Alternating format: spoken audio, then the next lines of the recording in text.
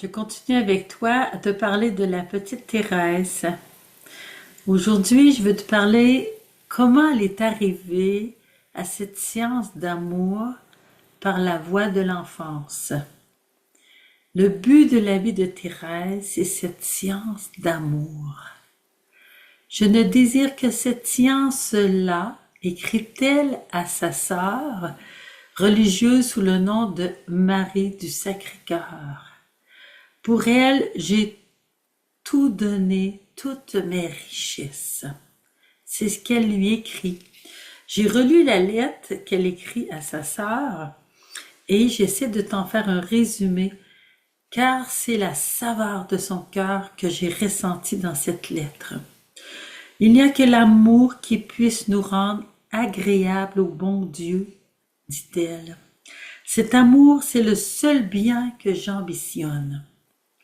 Quand j'ai relu cela, j'ai compris pourquoi je me disais, mais Thérèse, c'est une grande amoureuse, elle a compris le cœur de Dieu, et le cœur de Dieu n'est qu'amour.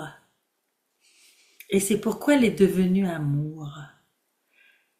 Elle dit, Jésus se plaît à me montrer l'unique chemin qui conduit à cette fournaise divine. Ce chemin, c'est l'abandon du petit enfant qui s'endort sans crainte dans les bras de son Père. Si quelqu'un est tout petit, qu'il vienne à moi. Elle a lu ça dans le livre d'Isaïe et elle dit qu'il vienne à moi, a dit l'Esprit Saint par le prophète Isaïe. Et le même Esprit Saint a dit encore, la miséricorde est accordée aux petits. Elle comprend que dans les Écritures, c'est l'Esprit Saint qui parle directement à notre cœur. Isaïe dit, le Seigneur conduira son troupeau. Il rassemblera les petits agneaux et les pressera sur son sein. Elle lit encore, comme une mère caresse son enfant, ainsi je vous consolerai, je vous porterai sur mon sein, je vous caresserai sur mes genoux. Elle lit ça dans le livre d'Isaïe et elle interprète, c'est toutes les âmes faibles et imparfaites, sentez la plus petite de toutes les âmes, l'âme de votre petite Thérèse, pas une seule ne désespérerait d'arriver au sommet de la montagne de l'amour. Pour elle, la sainteté, c'est l'amour. Pour y arriver, bien, il faut s'abandonner comme un petit enfant. Arriver à cette montagne de l'amour, il faut la grimper avec des efforts. Elle dit, puisque Jésus ne demande pas de grandes actions, mais seulement l'abandon et la reconnaissance. La reconnaissance du petit enfant, toujours, qui sait que tout lui vient de son papa. Il dit, je n'ai nul besoin des boucs de vos troupeaux. Elle lit ça. Elle lit encore, immolez à Dieu les sacrifices de louange et d'action de grâce. Et on va voir comment la petite Thérèse est toujours en train de dire merci au Seigneur, de le louer, de s'émerveiller. Donc, elle conclut, Dieu n'a pas besoin de nos œuvres, mais seulement de notre amour. Il mendie un peu d'eau à la Samaritaine, il avait soif d'amour.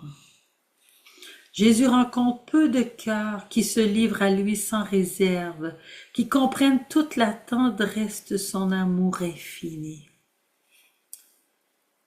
Puis un jour, elle voit en rêve la fondatrice du Carmel de Lisieux, qui est mère Anne de Jésus, qui était un bras droit de la grande Thérèse d'Avila.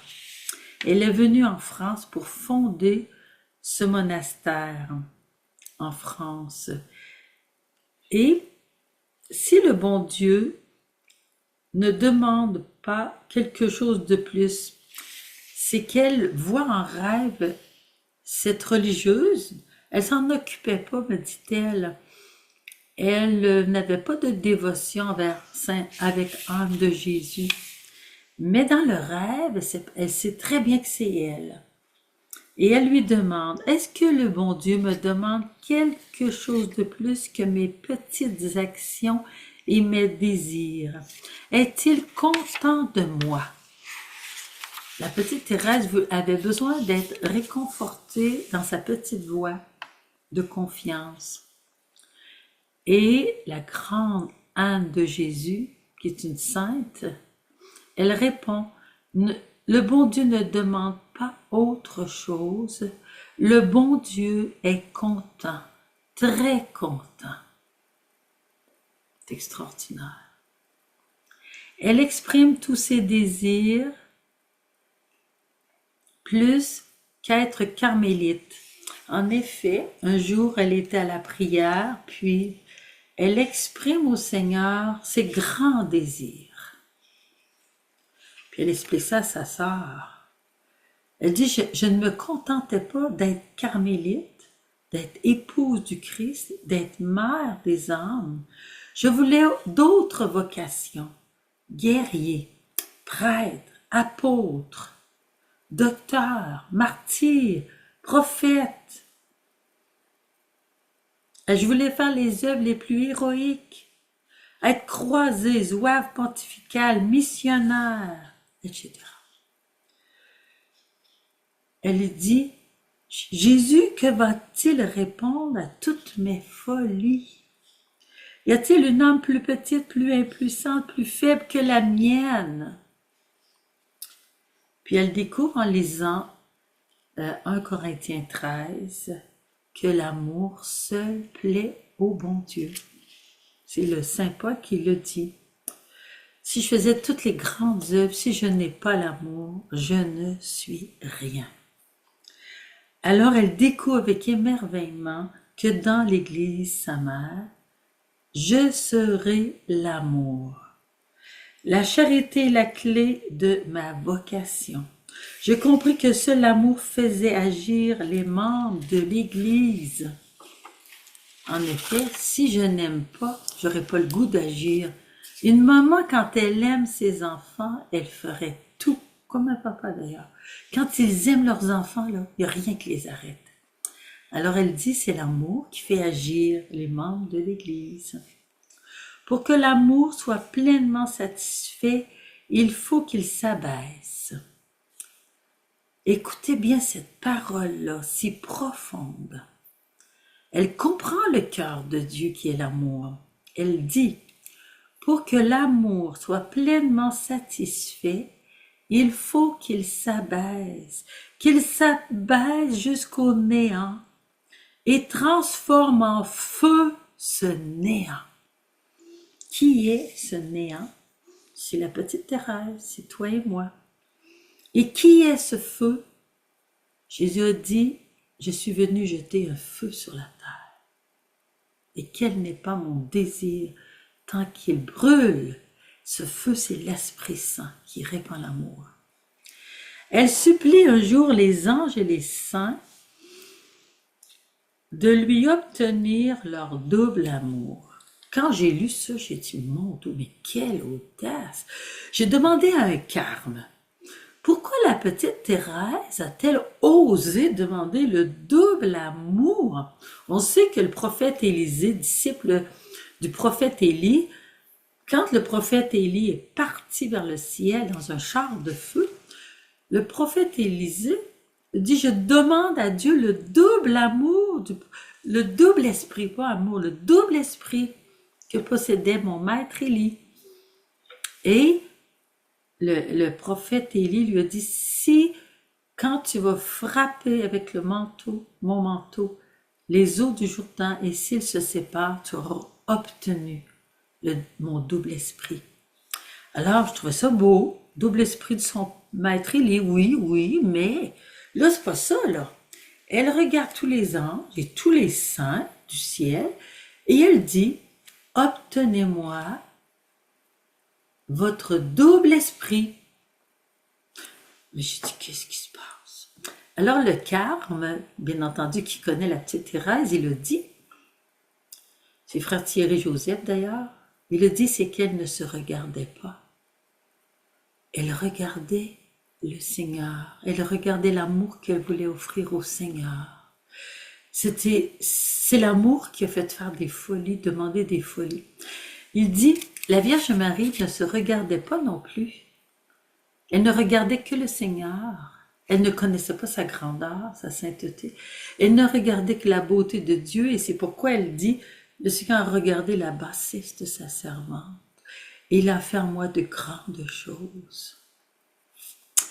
Alors j'ai compris que la petite Thérèse se voyait comme un petit enfant qui ne sait qu'aimer. Elle dit, les œuvres éclatantes me sont interdites. Mais comment témoigner à Dieu son amour, puisque l'amour se prouve par les œuvres? Alors il dit, le petit enfant jettera des fleurs. Jeter des fleurs pour elle, ça veut dire ne laisser échapper aucun petit sacrifice, aucun regard, aucune parole. Profiter de toutes les petites choses et les faire par amour. Elle dit même, je chanterai, même s'il faut cueillir des fleurs au milieu des épines. Si les épines sont très longues, je vais chanter encore plus fort. Ça dit l'amour. Quel amour la petite Thérèse a eu. Cueillir des fleurs au milieu des épines, c'est très difficile. Et on pense que la petite Thérèse n'a rien fait de difficile, mon tout, quand on la lit toute sa vie. Pourquoi tu été capable de faire toutes ces choses difficiles, endurer le martyre pendant des mois sur son lit, vivre la nuit de la foi, ces grandes épines? Eh bien, cueillir des fleurs au milieu des épines, elle chante parce qu'elle laisse l'Esprit Saint, elle laisse le Seigneur chanter en elle, la force de l'Esprit d'amour chante en elle. Elle dit aussi à sa sœur, moi, je me considère comme un faible petit oiseau. Je ne suis pas un aigle, j'en ai seulement les yeux et le cœur. Oh oui. J'ose fixer le soleil divin de l'amour. Le petit oiseau voudrait voler, imiter l'aigle. Tout ce qu'il peut faire, c'est de soulever ses petites ailes. Avec un audacieux abandon, il veut rester à fixer son soleil divin. Rien ne pourrait l'effrayer. Si le petit oiseau s'occupe encore de bagatelles de la terre, Thérèse dit, je suis trop petite pour faire de grandes choses. Et ma folie à moi, c'est d'espérer que ton amour m'accepte comme victime. Donc, elle sait que les petits oiseaux, ils peuvent même s'occuper des bagatelles de la terre, oublier son soleil des fois, puis s'occuper des petites graines à droite puis à gauche. Mais je suis tellement petite. Mais ma folie à moi, c'est d'espérer que ton amour m'accepte comme victime. Que c'est-à-dire que son être soit brûlé d'amour un jour. Consumé par l'amour, c'est ça que ça veut dire. Ma folie consiste à supplier les aigles, mes frères, de m'obtenir la faveur, de voler vers le soleil de l'amour avec les propres ailes de l'aigle divin. L'aigle divin, c'est le Verbe de Dieu, c'est le Fils de Dieu, c'est Jésus. Et Jésus, lui, nous a montré comment il a pu aimer toute sa vie, mais sur la croix. Le sommet de l'amour, quand il s'offre à son Père dans une nuit de foi terrible, quand il dit, Père, pardonne-leur, ils ne savent pas ce qu'ils font, crucifiés, flagellés, dépouillés, ridiculisés, le Fils continue d'aimer son Père et de nous aimer. C'est le sommet de l'amour. Aussi longtemps que tu le voudras, ô mon bien-aimé, ton petit oiseau restera sans force et sans ailes, des ailes pour voler. Il est trop petit, il ne peut pas voler. Alors, elle va dire comment c'est difficile de demeurer sans force et de continuer de fixer son soleil divin. Elle va obtenir cette grâce-là pour sa sœur. La grâce que je t'obtiens, c'est de demeurer sans force. Et on trouve ça bien difficile. Donc, sans force et sans aile, toujours il demeurera les yeux fixés sur toi. Il veut être fasciné par ton regard divin. Il veut devenir la proie de ton amour. Me laisser aimer, me laisser consumer, parce que l'amour veut se répandre, elle a compris cela. L'amour ne veut pas rester dans le ciel impassible. L'amour ne veut pas rester dans les tabernacles à rien faire. L'amour veut brûler dans nos cœurs. L'amour veut se donner comme un feu. Si tu mets le feu dans une forêt, il va se répandre. Et l'amour, c'est un feu. Et tout ce qui se brûle, l'amour veut le consumer. Alors elle dit, je vais être la victime de ton amour, brûle-moi, consume-moi. Un jour, j'en ai l'espoir, aigle adoré. Il parle à Jésus. Tu viendras chercher ton petit oiseau et remontant avec lui au foyer de l'amour, dans la Trinité, tu le plongeras pour l'éternité dans le brûlant abîme de cet amour auquel il s'est offert en victime. Ô Jésus, que ne puis-je dire à toutes les petites âmes combien ta condescendance est ineffable. Combien tu veux te pencher sur nous, c'est ça qu'elle veut nous dire. L'amour veut descendre, s'abaisser, c'est ça qu'elle nous a dit. Je sens que si par impossible, tu trouvais une âme plus faible, plus petite que la mienne, tu te plairais à la combler de faveurs. Plus grande encore, si elle s'abandonnait avec une entière confiance à ta miséricorde infinie. Quelle belle lettre, quel trésor, quel chef-d'œuvre d'amour que cette lettre.